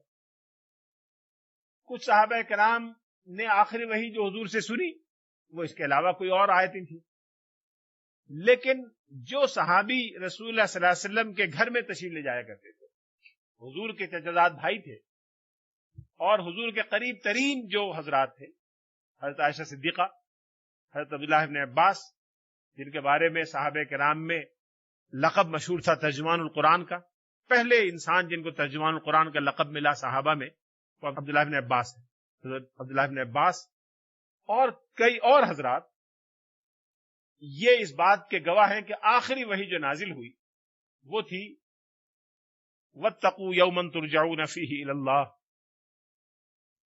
ثُمَّ تُوَفَّىٰ كُلُّ نَفْسٍ مَا كَسَبَتْ وَهُمْ لَا يُظْلَمُونَ، اور ڈرو اس دن سے جس دن تم اللہ کی طرف لوٹائے جاؤ گے اور پھر ہر نفس کو وہ پورا کا پورا صلہ دے دیا جائے گا جو اس نے کیا تھا۔ یہ وحی لکھنے کی سعادت حضرت ابی بن کعب رضی اللہ تعالیٰ عنہ کو حاصل ہوئی، اور یہ واقعہ 3 ربیع الاول سن 11 ہجری کا ہے۔ 12 کو رسول اللہ صلی اللہ علیہ وسلم تشریف لے گئے، 3 ربیع الاول کو یہ چھوٹا سا ٹکڑا آیت کا نازل ہوا جو اس وقت سورہ بقرہ میں شامل ہے۔ غالباً یہ وہ ایام ہیں جب رسول اللہ صلی اللہ علیہ وسلم مرض الموت میں مبتلا تھے، بستر مرگ پر تھے، اس لیے کہ تقریباً 2 ہفتے رسول اللہ صلی اللہ علیہ وسلم بستر مرگ پر رہے ہیں، درمیان میں آتے جاتے رہے۔ اسماء سور کے بارے میں جو کچھ کہنا تھا وہ ایک چیز چھوٹی سی رہ گئی ہے، سورتوں کے اسما میں بعض جگہ حروف مقطعات استعمال ہوئے، الف لام میم، الف لام را، اور اس طرح کے بہت سے الفاظ۔ اس کے بارے میں مفسرین نے بڑے مباحث کیے ہیں، اس کی تفصیل بیان کی جائے تو یہ پورے 12 خطبات حروف مقطعات پر گفتگو میں خرچ ہو سکتے ہیں، لیکن اس کے بارے میں 2 چیزیں بڑی نمایاں ہیں جو صحابہ کرام نے سمجھی اور صحابہ کرام نے اس کا مفہوم متعین کیا۔ سب سے پہلی بات تو یہ ہے کہ عرب میں اس زمانے میں یہ اسلوب مانوس اور مالوف تھا کہ لوگ اپنی گفتگو یا تقریر سے پہلے کچھ ایبریویشن استعمال کیا کرتے تھے، اس لیے کہ اگر اس اسلوب سے جاہلیت کے لوگ مانوس نہ ہوتے تو اور اعتراض کے ساتھ وہ یہ اعتراض بھی کرتے کہ یہ جو الفاظ آپ بولتے ہیں یہ بے معنی سے الفاظ ہیں، اس کا کیا مفہوم؟ کوئی اس کو جادو قرار دیتا، کوئی ٹوٹکا قرار دیتا، کوئی کچھ قرار دیتا، لیکن کسی نے کوئی ایسی چیز کفار مکہ نے بھی قرار نہیں دی، اور یہ ساری مکی صورتوں کے آغاز میں آئے ہیں، مدنی صورتوں کے آغاز میں حروف مقطعات نہیں آئے۔ اس لیے یہ اسلوب تو مانوس تھا اور کلام عرب میں اس کے اشارے ملتے ہیں۔ ایک مشہور مفسر ہیں، ان کا بھی تذکرہ ایک گفتگو میں ہوگا انشاءاللہ، علامہ قرطبی، جو چند بڑی تفسیریں ہیں، اگر عربی زبان بلکہ پورے تفسیری ادب کی 10 بہترین کتابوں کا انتخاب کیا جائے تو اس میں ایک ان کی تفسیر بھی ہوگی یقیناً، الجامع لاحکام القرآن۔ قرطبی جو 30 جلدوں میں ہے، 30 پاروں کی 30 جلدوں میں انہوں نے تفسیر مرتب کی ہے، اس میں انہوں نے بہت سارے یعنی اقوال یا مثالیں جمع کی ہیں، نظائر جمع کیے ہیں اسی اسلوب کے جو حروف مقطعات پایا جاتا ہے۔ ایک شاعر کا انہوں نے شعر نقل کیا ہے جس کا ایک مصرع ہے، قلت لہا قفی، کہ میں نے اس سے کہا کھڑی ہو جا، فقالت قاف، اس نے کہا قاف، یعنی کھڑی ہو گئی، عقف میں کھڑی ہو جاتی ہے، گویا عقف کا مخفف اس نے قاف استعمال کیا۔ اسی طرح سے ایک اور شعر انہوں نے نقل کیا ہے جس کے آخر میں تا اور لا آتے ہیں، فقلت تا فقالت لا، لام استعمال کیا ہے، وہاں تا استعمال کی ہے، اور یہ دونوں ایک پورے مفہوم کو بیان کرتے ہیں۔ ان مثالوں سے یہ بات تو واضح ہو جاتی ہے کہ یہ اسلوب عرب میں رائج تھا، اور اسی اسلوب کی خاطر یہ الفاظ قرآن پاک میں استعمال ہوئے۔ لیکن صحابہ کرام میں سے کچھ لوگوں نے، خاص طور پر حضرت عبداللہ بن عباس نے، ترجمان القرآن نے، اور بعد کے بہت سے مفسرین نے ان میں سے الگ الگ معنی بھی نکالنے کی کوشش کی۔ مثال کے طور پر حضرت عبداللہ بن عباس کے ساتھی ہیں حضرت مجاہد بن جبر، جو ان کے ساتھیوں میں بڑا نمایاں مقام رکھتے ہیں، ان کا کہنا یہ ہے، اور بظاہر انہوں نے یہ بات اپنے استاد سے سنی ہوگی، کہ الف لام میم میں الف سے مراد اللہ، لام سے مراد جبریل، اور میم سے مراد محمد، یعنی اللہ نے جبریل کے ذریعے یہ کلام محمد علیہ السلام پر اتارا۔ ایک اور صحابی سے منسوب ہے کہ انہوں نے کہا کہ الف لام میم کے معنی ہے ان اللہ عالم، میں اللہ ہوں اور میں جانتا ہوں کہ مجھے کیا نازل کرنا ہے، یہ اس کا مخفف ہے۔ اسی طرح سے بعض لوگوں نے کچھ اور بھی اس میں نقطے نکالے ہیں، مثال کے طور پر سورہ نون ہے، نون والقلم وما یسطرون، نون عربی زبان میں مچھلی کو بھی کہتے ہیں، وَظَنُّونِ إِذْ ذَهَبَ مُغَاضِبًا، مچھلی والا جب ناراض ہو کے چلا گیا، یعنی حضرت یونس، تو گویا نون مچھلی کو بھی کہتے ہیں، اور سورہ نون میں حضرت یونس کا ذکر ہے، کوئی پیغمبر کا تذکرہ نہیں ہے، حضرت یونس کا تذکرہ ہے، تو گویا نون میں مچھلی کے واقعے کی طرف اشارہ بھی ہو سکتا ہے، حضرت یونس علیہ السلام کے واقعے کی۔ اس طرح کے بعض نقطے مفسرین نے نکالے ہیں اور اس پر بڑی لمبی بحث ہوئی ہے۔ اسی طرح سے اور بعض مثالیں ہیں جن میں بڑا نمایاں کام امام راضی کے یہاں بھی ملتا ہے، اور آپ نے نام سنا ہوگا ہمارے بر صغیر کے تھے مولانا حمید الدین فراہی، جن کی نامکمل تفسیر اور اس کے بہت سے اجزاء ملتے ہیں، انہوں نے بھی اس موضوع پر کام کیا ہے۔ جیسا کہ میں نے عرض کیا کہ قرآن پاک کی صورتیں مکی اور مدنی 2 حصوں میں تقسیم ہیں۔ مکی صورتیں وہ ہیں جو ہجرت سے پہلے نازل ہوئیں، مدنی وہ ہیں جو ہجرت کے بعد نازل ہوئیں، چاہے جغرافیائی طور پہ جہاں بھی نازل ہوئی ہوں۔ اگرچہ بعض صورتیں ہجرت کے سفر کے دوران ہوئیں، جو نہ مکے میں نہ مدینے میں، بعض اور سفروں کے درمیان ہوئیں۔ کم از کم ایک آیت ایسی ہے جس کے بارے میں تمام مفسرین نے لکھا ہے کہ یہ آسمانوں پر نازل ہوئی۔ سفر معراج کے دوران جب حضور آسمانوں میں سفر فرما رہے تھے، جب نازل ہوئی، وَاسْأَلْ مَنْ أَرْسَلْنَا مِنْ قَبْلِكَ مِنْ رُسُلِنَا أَجَعَلْنَا مِنْ دُونِ الرَّحْمَنِ آلِهَةً يُعْبَدُونَ، کہ آپ سے پہلے ہم نے جو رسول بھیجے ان سے آپ پوچھ لیجئے کہ کیا اللہ کے علاوہ کسی اور کو معبود بنانے کی اجازت دی گئی تھی؟ گویا آپ تشریف لے جا رہے ہیں وہاں، سارے نبیوں سے ملاقات ہوگی، پوچھ لیں اگر چاہیں تو. یہ خطاب تو حضور کو ہے، لیکن سنانا کفار مکہ کو ہے کہ سب پیغمبروں کا ایک ہی پیغام رہا ہے. مکی صورتیں بنیادی مباحث سے بحث کرتی ہیں، اصول اور قواعد بیان کرتی ہیں. ان میں زور بیان اور فصاحت و بلاغت کا جو اعلیٰ ترین اسلوب ہے، اس میں دریا کی سی روانی اور بادلوں کی سی کڑک پائی جاتی ہے. اس میں بنیادی مباحث ایمان اور اخلاق کے ہیں. مدنی صورتیں جن کی تعداد 28 ہے، جو کمیت کے اعتبار سے زیادہ ہیں، یعنی جو مدنی قرآن ہے وہ زیادہ ہے مکی قرآن کے مقابلے میں. صورتوں کی تعداد مکی قرآن کی زیادہ ہے اس لیے کہ چھوٹی صورتیں ہیں. مدنی قرآن کمیت میں زیادہ ہے اس لیے کہ لمبی صورتیں ہیں، لیکن تعداد ان کی 28 ہے. یہ عمارت سے مشابہ ہیں، جیسے بنیاد پر عمارت بنائی جاتی ہے. اس میں تفصیلات کا تذکرہ ہے. ان میں ایک مفسر نے لکھا ہے کہ سمندر کا سا ٹھہراؤ اور گہرائی پائی جاتی ہے. وہاں دریا کی سی روانی ہے، اس میں سمندر کا سا ٹھہراؤ ہے. اس میں عمل صالح کی تفصیلات ہیں، وہاں ایمان کا ذکر ہے، یہاں عمل صالح کا ذکر ہے. وہاں اخلاق کا ذکر ہے، یہاں شریعت کا ذکر ہے. گویا یہ 6 بنیادی موضوعات ہیں مکی و مدنی صورتوں کے، اکثر و بیشتر.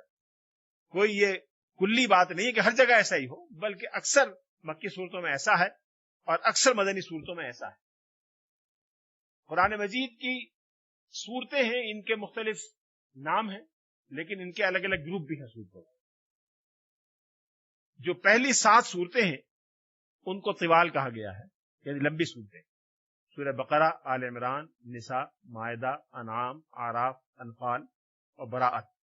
براءت انفال کا تتمہ ہے، اس لیے اس کو 7 لکھا ہے، بعض لوگوں نے بعض نے 8 لکھا ہے. یہ طوال کہلاتی ہیں، السبع الطوال، یعنی 7 لمبی صورتیں. اس کے بعد مئین کا درجہ آتا ہے. مئین یعنی لفظی معنی تو ہنڈریڈز، یعنی مئین کا ترجمہ اردو میں مشکل ہے. 100 تو 100 اور 100 کی جمع اردو میں نہیں ہوتی، اس لیے مئین وہ صورتیں ہیں جن میں 100 سے زائد آیات پائی جاتی ہیں. اس کے بعد مسانی کا درجہ ہے، جن میں 100 سے کم آیات پائی جاتی ہیں. ان کے موضوعات بھی الگ الگ ہیں. مسانی میں وہ مضامین ہیں کہ جو دوبارہ بار بار کر کے دہرائے گئے ہیں، اس لیے ان کو مسانی کہا گیا. اس کے بعد مفصل صورتیں کہلاتی ہیں، جو حجرات سے لے کر اور قرآن پاک کے اخیر تک. مفصل میں پھر 3 قسمیں ہیں، طوال مفصل، اوساط مفصل اور قصار مفصل. یعنی مفصل میں جو طویل ہیں وہ، جو درمیانی ہیں وہ، اور جو چھوٹی ہیں وہ. امام احمد جو مشہور محدث ہیں اور مشہور فقیہ بھی ہیں، انہوں نے ایک روایت نقل کی ہے جس میں رسول اللہ صلی اللہ علیہ وسلم نے فرمایا کہ مجھے تورات کی جگہ 7 طویل صورتیں دی گئی ہیں، السبع الطوال. آپ دونوں کے مندرجات پر غور کریں تو طوال کے مضامین اور تورات کے مضامین میں بڑی مشابہتیں پائی جاتی ہیں. اکثر و بیشتر شریعت کے احکام، قانون کے احکام طوال میں آئے، تورات میں بھی قانون کے احکام آئے ہیں. اس کے بعد مئین کے مقابلے مجھے زبور دی گئی. مئین کے مقابلے مجھے زبور دی گئی. زبور کے مقابلے مجھے مئین دی گئی. جس طرح سے زبور میں مناجاتیں ہیں، مئین میں مناجاتیں بڑی تعداد میں ہیں. اللہ تعالیٰ سے ایک تعلق کے مضامین اور اس طرح کی آیات ہیں کہ جن سے مناجات کا کام لیا جا سکتا ہے، اللہ کا تعلق مضبوط ہوتا ہے. اور انجیل کی جگہ مجھے مسانی دی گئی. انجیل میں اخلاقی ہدایات بہت زیادہ ہیں، انسانوں کو اندر سے موٹیویٹ کرنے کے مضامین ہیں. یہ مضامین مسانی میں بھی پائے جاتے ہیں. وَفُضِّلْتُ بِالْمُفَصَّل، اور مفصل صورتیں میرے لیے بطور فضیلت کے اضافی طور پر دی گئی. یہ ایک اور مفہوم ہے اس کا جو کل مہیمن کی ہم بات کر رہے تھے. صورتوں کی تعداد تو سب جانتے ہیں، 140 114 ہیں. آیات کا جیسا کہ میں نے عرض کیا مختلف اندازے ہیں، 6116 یا 6616، اور ایک تعداد ہے 6666. یہ مختلف قراء کے اس اختلاف کی وجہ سے ہے کہ آیت کہاں ختم ہوتی. قرآن پاک کے الفاظ بھی لوگوں نے گن لیے ہیں. مولانا عبد الماجد دریابادی نے ایک جگہ لکھا ہے 86430، اور ایک دوسرے مفسر نے لکھا ہے 77934. اس میں جو اختلاف ہے یہ اس لیے نہیں خدا نخواستہ قرآن پاک کے الفاظ میں کہیں بیشی ہے، بلکہ اس لیے کہ بعض اوقات کچھ حروف لکھنے میں آتے ہیں پڑھنے میں نہیں آتے، کچھ پڑھنے میں آتے ہیں لکھنے میں نہیں آتے. اب گننے والے نے بعض اوقات اس حرف کو چھوڑ دیا جو پڑھنے میں نہیں آتا لیکن لکھنے میں آتا ہے، بعض نے دونوں کو گن لیا، تو اس اعتبار سے فرق ہو جائے گا. بس اب بسم اللہ الرحمن الرحیم میں بے سین لکھا جاتا ہے، ویسے آپ لکھیں گے تو بے الف سین لکھیں گے، تو یہاں الف شمار کیا جائے کہ نہ کیا جائے، اور رحمان الرحیم کا الف شمار ہو کہ نہ ہو تو میم جا کے را میں مل گئی. تو اس وجہ سے تھوڑا سا اختلاف حروف کی تعداد میں ہوا ہے یا الفاظ کی تعداد میں اختلاف اس طرح کا ہو سکتا ہے. یہ بات کہ کون سی سورت مکی ہے اور کون سی مدنی ہے، اس کا تعین تو صرف صحابہ کرام کے بیان کرنے سے ہو سکتا ہے. ایک صحابی بیان کریں کہ فلاں سورت مکے میں نازل ہوئی یا فلاں مدینے میں تو معلوم ہوگا، لیکن اس کے ساتھ ساتھ بعض اوقات مضامین سے معلوم ہو جاتا ہے سورت کی اندرونی گواہی سے کہ یہ کب نازل ہوئی. مثال کے طور پہ سورہ انفال جس میں جنگ کا ذکر ہے، مال غنیمت کا ذکر ہے، جنگ کی تقسیم کا ذکر ہے، ظاہر ہے یہ مکے میں نازل نہیں ہو سکتی، مدینہ منورہ میں نازل ہوئی ہے. یا مثال کے طور پر سورہ توبہ جس میں غزوہ تبوک کا ذکر ہے کہ جب نکل کے جا رہے تھے تو منافقین نے کیا رویہ برتا، کس طرح سے رویہ اختیار کیا، یہ غزوہ بدر کے موقع پہ نازل نہیں ہو سکتی. اس طرح کے شواہد سے بھی بعض صورتوں کا اندازہ ہو جاتا ہے. لیکن ان شواہد کے علاوہ اور صحابہ کرام کی روایت کے علاوہ کچھ پہچان مفسرین نے مقرر کی ہے جو قرآن کے مزاج شناس ہے، جس سے اندازہ ہو جاتا ہے کہ اکثر و بیشتر وہ آیتیں یا صورتیں مکی ہیں جن میں یہ پہچان یا علامتیں پائی جاتی ہیں. جن صورتوں میں کلا کا لفظ استعمال ہوا ہے، کلا ان الانسان لیطغی، یہ صورتیں مکی، کلا والی صورتیں مکی. جن صورتوں میں سجدہ آیا ہے وہ اکثر و بیشتر مکی. ایک مدنی ہے لیکن اس کے بارے میں امام ابو حنیفہ کا کہنا ہے کہ وہ سجدہ نہیں ہے، وہ سورہ حج کا سجدہ ہے جو 70ویں پارے کے اخیر میں آتا ہے. وہ امام شافعی کے نزدیک ہے، امام ابو حنیفہ کے نزدیک نہیں ہے. اس لیے امام ابو حنیفہ کے نزدیک تو یہ 100% اصول ہے کہ وہ سورت مکی ہوگی جس میں سجدہ ہوگا. امام شافعی کے نزدیک وہ اکثر صورتیں مکی ہوں گی جس میں سجدہ ہوگا. ایک کے علاوہ جن صورتوں میں حروف مقطعات آئے ہیں وہ ساری مکی ہیں. جن صورتوں کا آغاز سوائے ایک کے، جن صورتوں کا آغاز یا یو ناس سے ہوا ہے وہ اکثر مکی. جن صورتوں میں انبیاء کے واقعات بیان ہوئے ہیں وہ اکثر مکی. جن صورتوں میں ابلیس اور آدم کا واقعہ بیان ہوا ہے، خلق آدم کا، ابلیس کے جنت میں بہکانے کا، وہاں سے نکالے جانے کا، وہ مکی صورتیں. جو مدنی صورتیں ہیں ان کی پہچان یہ ہے کہ ان میں جہاد کے احکام ہیں، ان میں فقہی تفصیلی ہدایات ہیں، ان کا آغاز یا ان میں تذکرہ یا ایھا الذین کا ہوتا ہے، یا ایھا الذین آمنوا سے ہوتا ہے، یا جن میں منافقین کا تذکرہ. یہ چند علامات ہیں جن سے مکی اور مدنی صورتوں کا اندازہ ہو جاتا ہے. قرآن مجید میں ایک جگہ ذکر ہے کہ اللہ نے یہ کتاب اتاری جس میں بہت سی آیات محکمات ہیں اور بعض متشابہات. جن کے دلوں میں کجی ہوتی ہے وہ محکمات کو چھوڑ دیتے ہیں، متشابہات کے پیچھے لگ جاتے ہیں اور مزید کجی کا شکار ہوتے ہیں. متشابہات سے مراد واضح طور پر، مختصر طور پر وہ آیات ہیں کہ جن میں انسانوں کو سمجھانے کے لیے اللہ تعالیٰ نے بعض ایسی تشبیہیں اختیار کی ہیں جو انسانوں کی فہم سے قریب ہیں. مثال کے طور پر روز قیامت کے مناظر انسان نہیں سمجھ سکتا، نبوت کی تفصیلات انسان نہیں سمجھ سکتا، جنت اور دوزخ میں کیا ہوگا انسان اس دنیا میں نہیں سمجھ سکتا، اللہ تعالیٰ سے جب ملاقات ہوگی اس کی نوعیت کیا ہوگی انسان نہیں سمجھ سکتا. لیکن ان چیزوں کو سمجھانے کے لیے اللہ تعالیٰ نے بعض خاص انداز یا اسلوب اختیار فرمائے جو انسانوں کے فہم سے قریب تر ہے. آپ ایک بہت چھوٹے بچے کو سمجھائیں، کوئی ایسی چیز جو اسے نہیں دیکھی، ایک گاؤں کا بچہ ہو جو چولستان کے دیہات میں کہیں رہتا ہو، وہ پوچھے آپ سے کہ کمپیوٹر کیا ہوتا ہے تو آپ اسے کیا کہیں کیا ہوتا ہے کمپیوٹر؟ آپ کہیں گے بیٹا ایک صندوق ہوتا ہے، اس میں طرح طرح کی مشینیں لگی ہوتی ہیں، اس سے بہت سی باتیں پتہ چل جاتی ہیں. اس سے زیادہ اور کچھ نہیں سمجھے گا وہ. یہ جو آدمی کبھی کوئی اور چیز اس نے نہ دیکھی ہو تو آپ اس کو سمجھانے کے لیے وہ اسلوب اپنائیں گی جو اس کے فہم کے قریب تر ہو.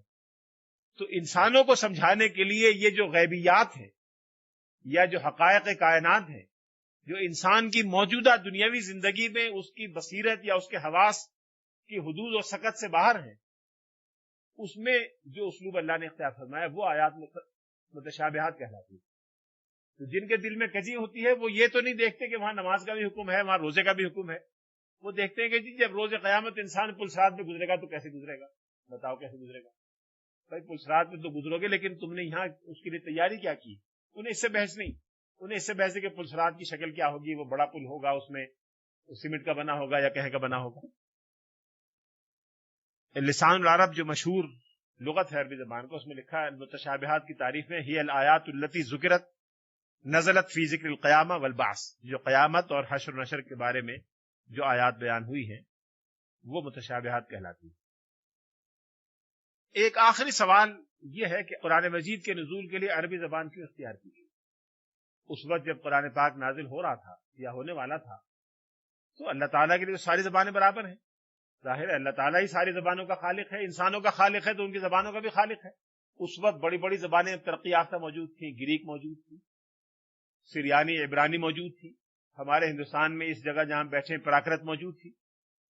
ان زبانوں میں قرآن پاک کیوں نازل نہیں ہوا، عربی زبان میں کیوں نازل ہوا؟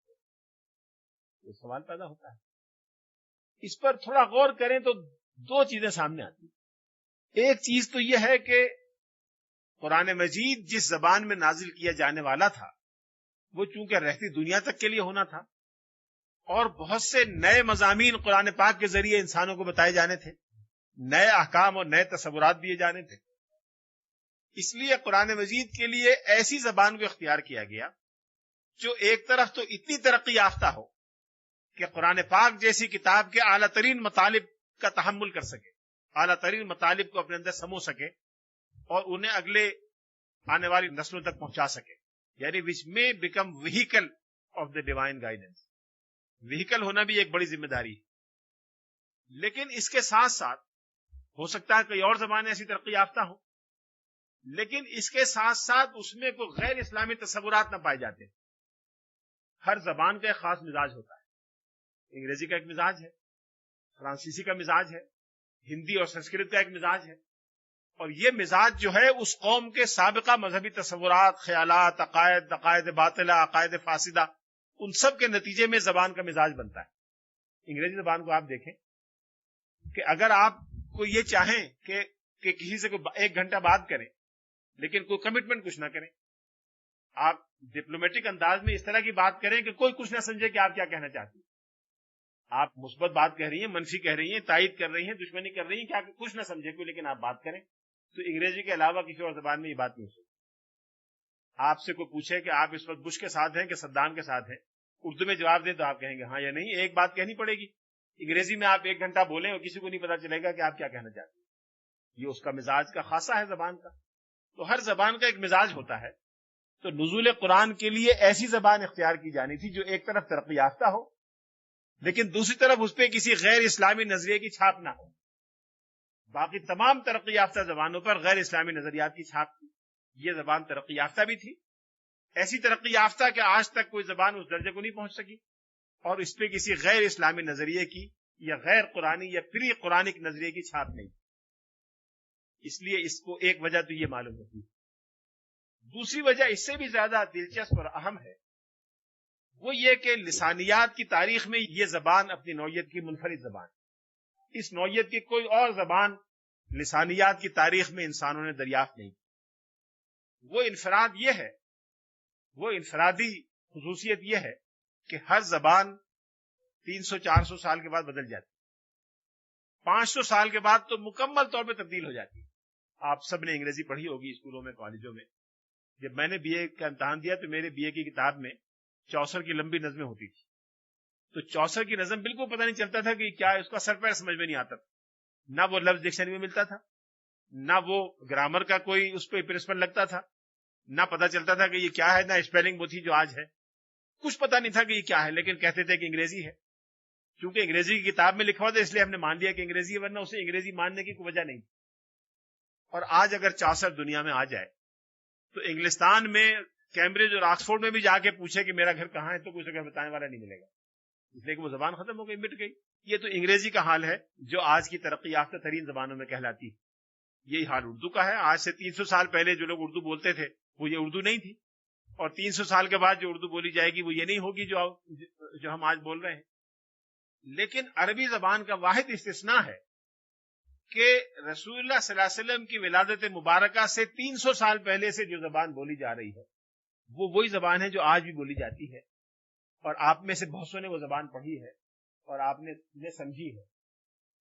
میں کئی مرتبہ یہ کہتا ہوں، کئی مرتبہ میں نے لوگوں سے کہا اپنی گفتگو میں، بیرون ملک بھی اندرون ملک بھی، کہ اگر آج جناب عبد مناف ابن قصی، رسول اللہ صلی اللہ علیہ وسلم کے دادا کے دادا جناب عبد المطلب کے دادا آج تشریف لے آئیں دنیا میں، تو روئے زمین پہ جہاں ان کا جی چاہے وہ چلے جائیں، انہیں ان کی زبان بولنے والے اور سمجھنے والے مل جائیں گے.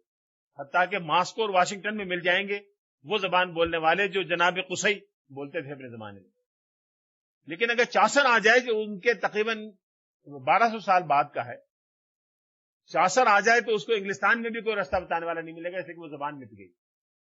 یہ واحد زبان ہے لسانیات کی تاریخ میں جو رسول اللہ صلی اللہ علیہ وسلم کی ولادت سے 300 سال پہلے تیار کر کے رکھ دی گئی تھی کہ اب اس میں قرآن نازل ہوگا، اس میں پیغمبر آخر الزماں بھیجے جائیں گے جو اس زبان کو بولیں گے. اس وقت سے لے کر اس زبان کی گرامر، اس کی ووکیبلری، اس کی ڈکشنری، اس کے قواعد، اس کی ضرب الامثال، اس کی ہر چیز، اس کا محاورہ، اس کا اسلوب آج تک اسی طرح چلی آ رہی، اس میں کوئی فرق واقع نہیں ہوا.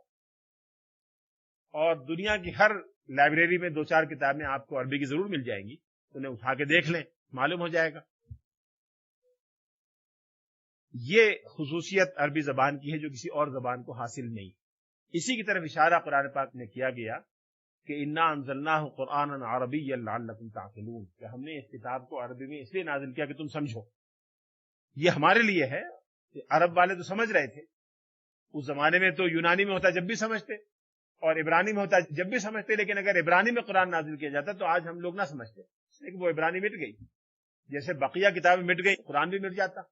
قرآن پاک ایک ایسی زبان میں اتارا گیا جو رہتی زبان ہے، زندہ زبان ہے، اور پچھلے کم از کم 1700 سال سے 1650 سال سے زندہ زبان چلی آ رہی. آج سے کوئی 3-4 سال پہلے ایک عرب محقق نے ایک کتاب لکھی ہے جس میں انہوں نے عرب شاعری کے قدیم ترین نمونوں کو جمع کیا ہے. ان میں جو قدیم ترین نمونہ انہوں نے جمع کیا ہے وہ 240 عیسوی کا ہے. 240 عیسوی کا، رسول اللہ صلی اللہ علیہ وسلم کی ولادت 570 عیسوی کی ہے. وہ 240 عیسوی کا نمونہ ہے. 5-6 شعر ہیں. اس کا پہلا ایک شعر ہے، مجھے پورے تو یاد نہیں، کہ اذل جوزاء اردفت الثریا ظننت بآل فاطمۃ الظنونا. اس میں ظن کا لفظ اردو میں بھی استعمال ہوتا ہے، ظن غالب. اور جوزا اور سریا، یہ تو اخباروں میں 8ویں دن آپ دیکھیں جو سیاروں کی تفصیل چھپتی ہے اس میں جوزا اور سیاروں کا ذکر ہوتا ہے، سریا کا ذکر ہوتا ہے. یعنی خود اردو میں آج بھی یہ الفاظ مروج ہیں. عربی تو عربی، یہ حضور سے کی پیدائش سے کوئی 350-400 سال پہلے کے اشعار ہیں. قرآن پاک کے بارے میں آخری چیز یہ کہ اس کا ترجمہ کن زمانوں میں ہوا ہے. ڈاکٹر احمد اللہ صاحب مرحوم نے اس پہ پوری زندگی تحقیق کی تھی اور ایک کتاب لکھی تھی القرآن فی کل لسان. یہ عربی، انگریزی، فرانسیسی اور اردو میں دستیاب ہے، القرآن فی کل لسان. اس میں انہوں نے یہ بتایا کہ کل 205 زبانوں میں قرآن پاک کے جزوی یا کلی ترجمے موجود، 205 زبانوں میں. اسی طرح سے ایک ہمارے بین الاقوامی اسلامی یونیورسٹی کے بورڈ آف ٹرسٹیز کے رکن ہیں ڈاکٹر اکمل الدین احسان اوغلو، ترکی میں رہتے ہیں، وہ ایک ادارے کے سربراہ ہیں. انہوں نے ایک ببلیوگرافی قرآن پاک کے تراجم کی شائع کی ہے. اس میں انہوں نے تقریباً 210 یا 215 تراجم کا تذکرہ کیا ہے. لیکن ان کو جو تراجم دستیاب ہوئی ان کی تعداد 200 سے کم تھی. تذکرہ انہوں نے سنا لیکن جو موجود ہیں، جو انہوں نے دیکھے، وہ 200 سے کم تھے. ڈاکٹر صاحب نے جو دیکھے، احمد اللہ صاحب نے، ان کی تعداد 205 ہے، 205 زبانوں میں. اردو میں 300 سے زائد تراجم موجود ہیں، انگریزی میں 150 سے زائد ہیں، فارسی اور ترکی میں 100 سے زائد ہیں، فرانسیسی میں 58، جرمن میں 55، لاطینی میں 53 اور بقیہ زبانوں میں درجنوں کے حساب سے موجود ہیں. کچھ زبانیں ایسی ہیں جن میں ترجمے نامکمل ہیں، کچھ زبانیں ایسی ہیں جن میں ترجمے مکمل ہیں. لیکن یہ تعداد ہمارے لیے بڑی خوشکن ہے. 205 کی تعداد بہت ہے، لیکن یہ بھی یاد رکھیے گا کہ بائبل کے 1800 زبانوں میں ترجمے موجود ہیں. اس لیے یہ مسلمانوں کو بھی یہ چیز بتاتی ہے کہ ہمیں کیا کرنا چاہیے. 2 ترتیبیں اکثر و بیشتر ہوتی ہیں اس عمارت میں بھی ہے. ایک تو ہسٹوریکلی، یعنی تاریخی ترتیب کے اعتبار سے پہلے کیا ہوا، تو پہلے بنیاد رکھی گئی. کبھی ایسا نہیں ہوا کہ پہلے عمارت کی چھت ڈالی گئی ہو، پھر دیوار کھڑی کی گئی ہو، پھر بنیاد رکھی گئی ہو. بنیاد پہلے ہوتی ہے، پھر دیواریں ہوتی ہیں، پھر چھت ہوتی ہے، پھر بقیہ تفصیلات ہوتی ہیں. تو قرآن مجید میں بھی پہلے بنیاد رکھی گئی، عقائد کی، اخلاق کی، کردار کی، اس پر احکام اور شریعت کی دیواریں کھڑی کی گئی، اور بقیہ ہدایات اور آداب سے اس کی تکمیل کی گئی. تو واقعات کے اعتبار سے تو ترتیب یہ ہے. لیکن جب عمارت بن جاتی ہے، جب عمارت وجود میں آ جاتی ہے، تو پہلے جو چیز نظر آتی ہے وہ اس کے اوپر کا حصہ ہوتا ہے، دیواریں اور چھت ہوتی ہے، بنیادیں بعد میں نظر آتی ہیں.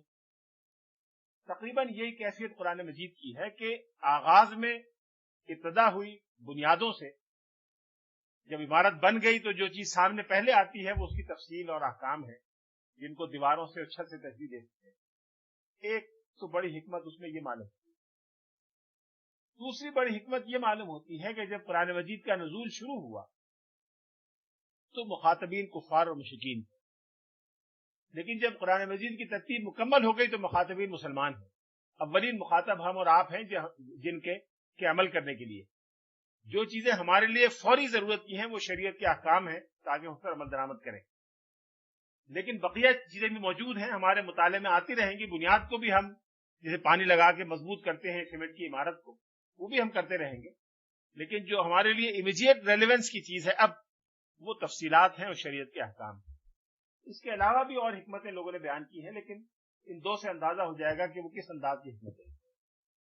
ترتیب نزولی کے بارے میں علامہ سیوطی کی جو مشہور کتاب ہے الاتقان فی علوم القرآن، اس کا اردو ترجمہ بھی ملتا ہے، لیکن میں نے دیکھا نہیں، اس لیے میں کہہ نہیں سکتا کہ وہ کتنا مستند ہے.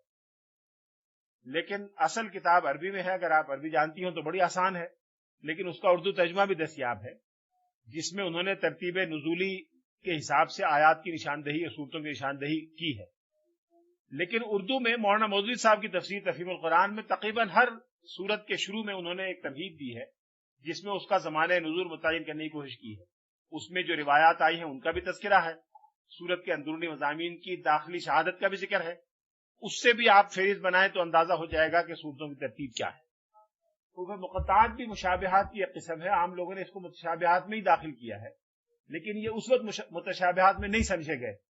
اگر یہ متشابہات میں سمجھے جاتے یا ان کے بارے میں کوئی الجھن ہوتی کفار عرب کو یا مشرکین کو تو وہ سوال کرتے، اعتراض کرتے، لیکن انہوں نے اعتراض نہیں کیا. یہ بڑی اہم بات ہے. اس کے معنی یہ ہے کہ اس وقت یہ اسلوب مروج تھا. عرب کے بعض علاقوں میں مروج ہوگا لیکن بعض علاقوں میں نہیں تھا. اس لیے چونکہ قریش میں یا مکہ میں یہ اسلوب رائج نہیں تھا، اس لیے بعض متروک ہو گیا. لیکن قرآن پاک کا خطاب چونکہ سب کے لیے تھا تو مختلف عرب قبائل میں جو لغت کے نمایاں پہلو تھے وہ قرآن پاک میں استعمال ہوئے ہیں. قرآن پاک میں بعض ایسے الفاظ بھی استعمال ہوئے ہیں جو قریش کی زبان میں نہیں بولے جاتے تھے لیکن دوسرے قبائل کی زبان میں بولے جاتے تھے. مثال کے طور پہ سورہ عبسہ وتولیٰ میں ہے وفاکہۃ وابن. اب جب یہ آیت نازل ہوئی تو حضرت عمر فاروق کو ابن کے مفہوم پتہ نہیں تھا، لیکن قریش میں یہ لفظ نہیں بولا جاتا تھا. کسی اور